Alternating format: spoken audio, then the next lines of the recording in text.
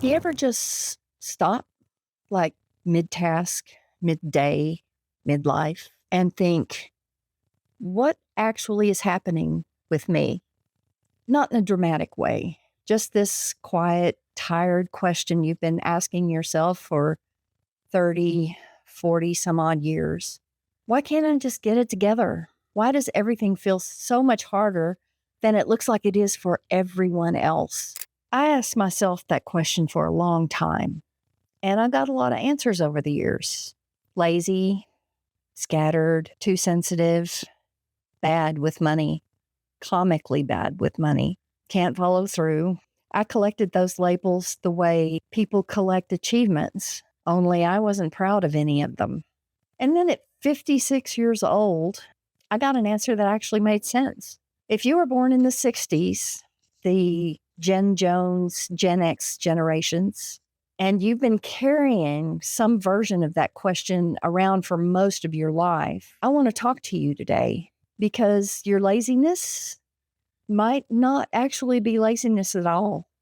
Stay with me. Here's what I want to say first before we get into any of it. You're not making it up. Whatever it is that you've been feeling, the exhaustion, the frustration, the sense that you've been trying your hardest and somehow it's never been quite good enough. That's real.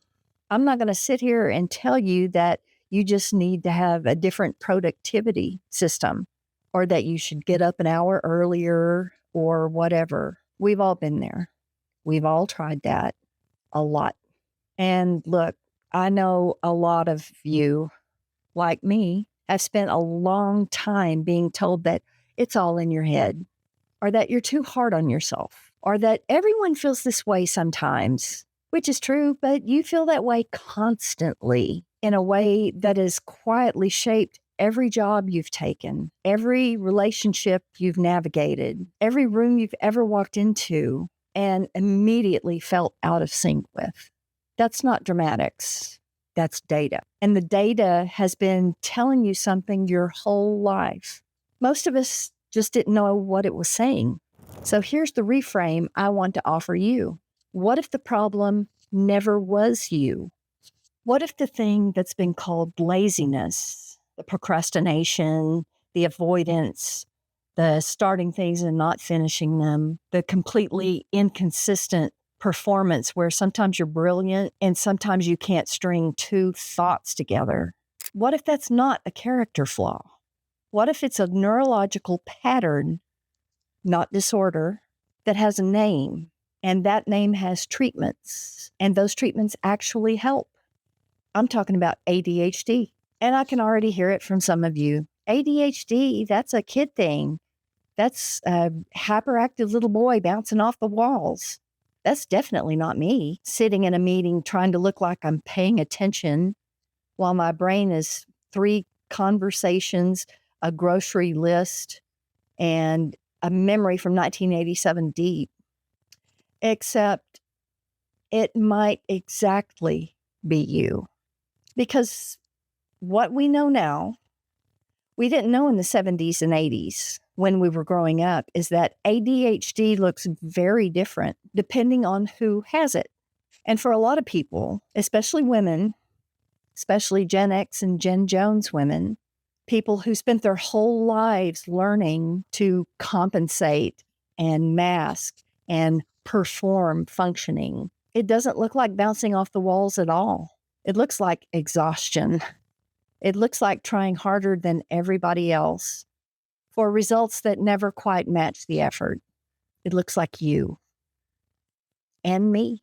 So why didn't anyone else catch this? Here's the situation. The diagnostic criteria for ADHD was developed mostly based on research done on boys, hyperactive boys. The kid who couldn't sit still, who was disruptive, who the teacher couldn't ignore. That's who got diagnosed. That's who the whole system is built for. Girls with ADHD tend to present very differently. We internalize, we daydream, we people please. We learn very early that being difficult has consequences. So we get very good at not looking difficult, even when everything on the inside is chaos. We become excellent at performing competence.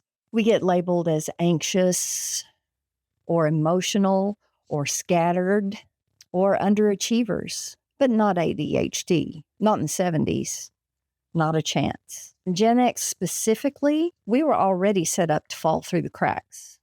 Think about it. We were latchkey kids, largely unsupervised, figuring it out on our own. And the adults in our lives had limited bandwidth to notice that something might be going on beyond this kid needs to get it together. Independence wasn't optional for a lot of us. It was the expectation. So we adapted. We coped. We developed workarounds we didn't even know were workarounds. And by the time we were adults, we had decades of evidence that we were just like this.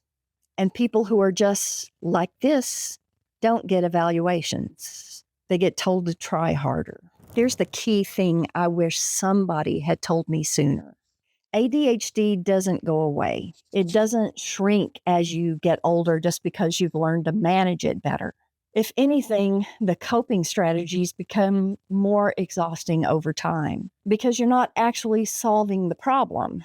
You're just getting really good at hiding it from everyone, including yourself. And hiding that has a cost. It shows up as burnout, as anxiety, as that specific type of fatigue that doesn't go away after a full night's rest, as the feeling that you've been white knuckling your way through your entire life, and you're not quite sure how much longer you can keep doing that. Does any of this sound familiar? Because we're going to get to that. So I want to stop here for a second, because if you made it this far into the video, I'm guessing at least some of this is landing. And I want to ask you a few questions, not to diagnose you. I'm not a doctor. I'm not a mental health specialist. But just sit with these for a minute. Did you get called lazy as a kid, or spacey, or not living up to your potential? Were you the kid who was clearly smart enough, but somehow still just could not get it together? And you never really understood why, but you internalized it anyway. Did you lose jobs or leave them? Not because you couldn't do the work, but because you just couldn't sustain the environment. The routine, the repetition, the performing of normalcy every single day. Have you started more things than you finished? And does that list haunt you a little? Do you feel things harder than most of the people around you? Does criticism stick with you much longer than it should?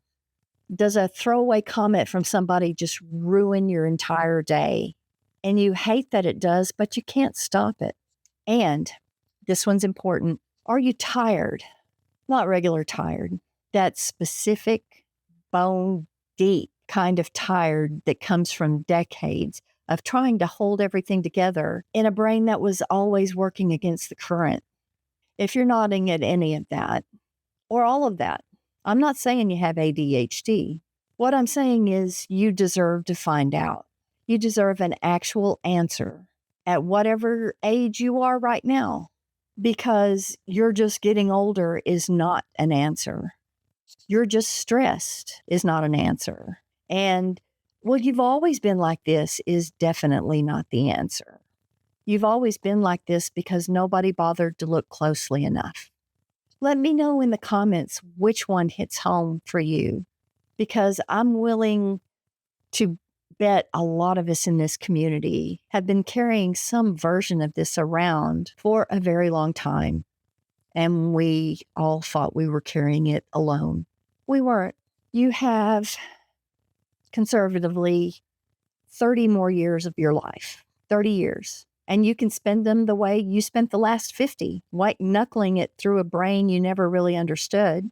Or you can actually get some actual information about what's going on in there and make some different choices. That's not nothing.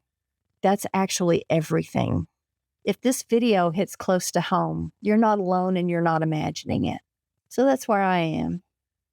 Still having days when the wheels come off and I think, seriously, after everything, this is still happening. Yeah, still happening. Probably always will. That's the honest version. But I understand it now, and that matters more than I can tell you. If this video found you at the right moment, share it with someone who might need it. There are a lot of us out there that got really good at hiding, which means there are a lot of us out there who don't know that we're not alone. Help me find them. And if you want to keep exploring this stuff with me, the ADHD, the GenX experience, the whole messy intersection of neurodivergence and getting older and figuring out what comes next, do me a favor and subscribe. I'm here every week. We'll keep talking. Leave me a comment. Let me know where you are in all this. Just found out? Suspected for years? Still not sure? All of it's valid, and I read every single comment. All right. Thanks for watching, and consider like and subscribing. It helps my channel grow. I appreciate every one of you out there, and I want us all to be together and help each other out. And I will see you in the next one.